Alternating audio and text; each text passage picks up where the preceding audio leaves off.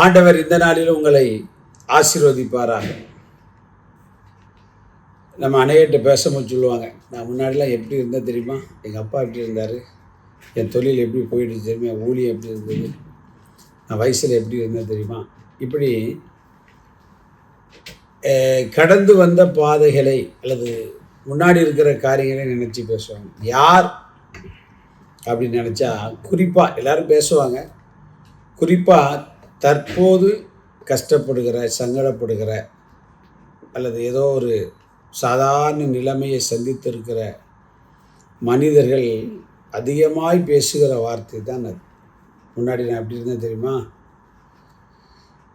யோகு வாழ்க்கையில் பார்க்குறோம் இல்லையா, கஷ்டப்பட்ட போது நான் வீதியில் நடந்தால் என்ன செய்வாங்க, முதியோர்கள் கூட எழும்பி நிற்பாங்க, வாலிபல் என்னை கேட்டு என்ன செய்வாங்க, ஒளிந்து கொள்வார். என் பாதங்களை நான் எண்ணெயில் என்ன செய்வேன், கழுவுறேன், இப்படிலாம் சொல்கிறாங்க. இந்த அனுதின கண்மணி நிகழ்ச்சி கேட்ட அருமையான தேவனுடைய பிள்ளைகளே, நம்முடைய வாழ்க்கையை ஒரு வேளை அப்படிப்பட்ட ஒரு சூழ்நிலையை சந்தித்திருக்கலாம், சந்திக்காது சொல்ல முடியாது. வாழ்க்கை என்பது போராட்டம் இல்லையா, ஏற்றத்தாழ்வுகளை என்ன செய்கிறோம், நம்ம சந்திக்கிறோம். நானும் என்னுடைய வாழ்க்கையில் ஏராளமான ஏற்றத்தாழ்வுகள். ஆண்டவர் ஒருபோதும் நம்மளை கைவிட்டதே கிடையாது. ஏன் அப்படின்னா வேதம் நமக்கு அதை சொல்லுகிறது. சகரியா தீர்க்கதரிசியின் புஸ்தகம் 8ஆம் அதிகாரம் 4ஆம் வசனத்தை நான் வாசிக்கிறேன். திரும்பவும் எருசலேமின் வீதிகளில் முதிர் வயதினாலே தங்கள் கைகளில் கோலை பிடித்து நடக்கிற கிழவரும் கிழவிகளும் குடியிருப்பார்கள். பார்த்தீங்களா, திரும்பவும் நம்மை ஆசீர்வதிக்கிற தேவன் நம்முடைய தேவன். அதாவது நம்முடைய வரிசையில் இறங்கு வரிசையில் நம்ம வந்தால் கூட அதை நினைத்து திரும்பவும் தேவன் நம்மை ஆசீர்வதிக்க முடியும். சிறையில் ஜனங்கள் கீழ்ப்படியாமல் போனாங்க, அவங்கள பாபிலோனுக்கு அனுப்பினார். ஆனால் சொல்கிறாரு, திரும்பவும் நான் நினைச்சுவேன், என் ஜனங்கள் மீது வயிறாக்கி வச்சுருக்கேன், அவங்களை திரும்பவும் நான் குடியேற்றுவேன். திரும்பவும் என்ன செய்வாங்க, இந்த எருசலேமில் கிழவனும் கிழவியும் அப்படின்னா திரும்பவும் அவங்கள இங்கே கொண்டு வந்துடும் அப்படிங்கிற. உங்களுடைய வாழ்க்கை எப்படி?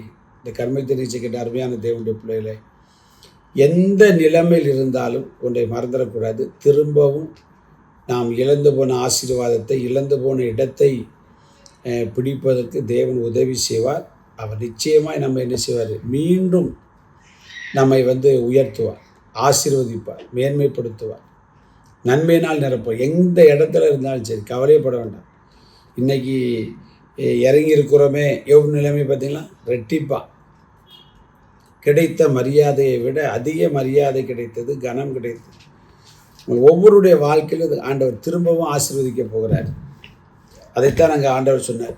சங்கீதம் 71:20 பார்த்தீங்கன்னா தாவீது விதமாய் சொல்லுகிறார். வாசிக்க, அநேக இக்கட்டுகளையும் ஆபத்துகளையும் காணும்படி செய்த என்னை நீர் திரும்பவும் உயிர்ப்பித்து. ஆமாம், அதனால் உங்கள் வாழ்க்கையில் இக்கட்டும் ஆபத்தும் நெருக்கடியும் கவலையும் கண்ணீரும் அப்படிப்பட்ட சூழ்நிலைகளோடு இந்த கண்மணித்த நிகழ்ச்சியை கேட்டுட்டு இருந்தீங்கன்னா ஆண்டவர் திரும்பவும் என்ன செய்ய போகிறார், அந்த சந்தித்த என்னை திரும்பவும் என்னை பூமியின் பாதாளங்களில் இருந்து, பாருங்க, பாதாளத்து வரைக்கும் போயிட்டான், திரும்பவும் பாதாளத்திலிருந்து என்னை ஏற பண்ணுவீர் அப்படிங்கிறார்.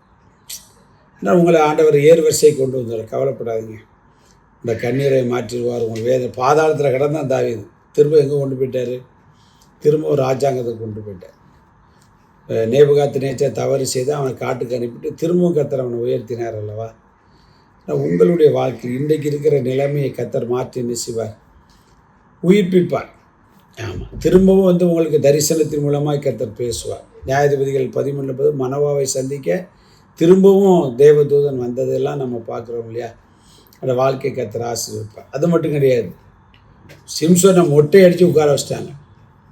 நம்ம ஒரு மொட்டை அடித்து கரும்புலி செம்புலி குத்தி அவனை வேடிக்கை பொருளாக வச்சுருந்தாங்க. ஆனால் பைபிள் சொல்கிற ஒரு வசனம் நியாயாதிபதி 16:22 திரும்பவும் அவனுடைய முடி முளைக்க ஆரம்பித்தது. அதனால் தான் அவன் உயிரோடு இருக்கிறதை காட்டில் சாகும்போது கொல்லப்பட்டவர்கள் அதிகம். ஆனால் அவங்களுடைய வாழ்க்கையில் இன்றைக்கி இருக்கிற நிலைமையை பார்க்க இருக்கட்டும், நீங்கள் இறங்கு வரிசையிலே வந்திருந்தாலும் திரும்பவும் கர்த்தர் ஏற பண்ணி திரும்பவும் ஆசீர்வாதத்தினால் நன்மையினாலும் நிச்சயம் உங்களை ஆசீர்வாதம். God bless you.